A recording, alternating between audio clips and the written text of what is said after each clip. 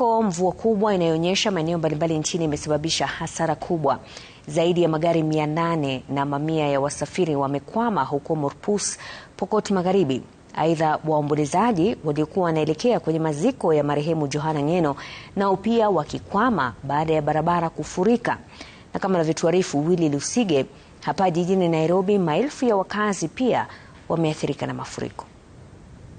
Wasafiri waligeuza eneo la Mopas, kaunti ya West Pokot kwenye barabara ya Kitale kuelekea Lodwar kwa makao yao baada ya kukwama hapa kwa zaidi ya saa 38 kufuatia mafuriko yaliyosababishwa na mvua kubwa inayonyesha. Zaidi ya magari 800 yakikwama na wasafiri wakitatizika. Na mpaka saa hii barabara haijatengenezwa na tunaumia sana.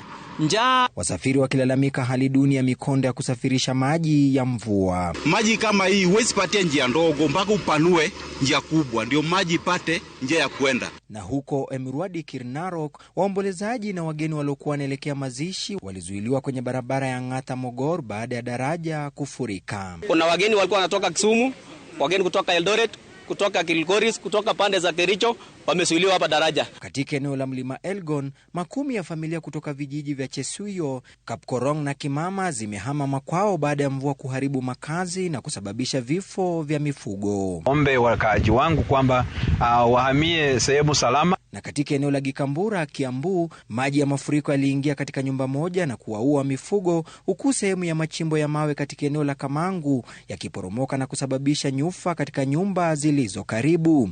Hapa Nairobi, katika mtaa wa Mukuru kwa Ruben, zaidi ya familia 500 zimehama makwao kutokana na mafuriko, huku wakilalamikia serikali ya kaunti ya Nairobi kwa kushindwa kujenga mfumo wa kusafirisha maji taka pamoja na yale yanayotoka viwandani kuelekea mto Ngong. Kuna maji, mtaa kuna drainage, choo zimeblock na tuko na MCA na MP.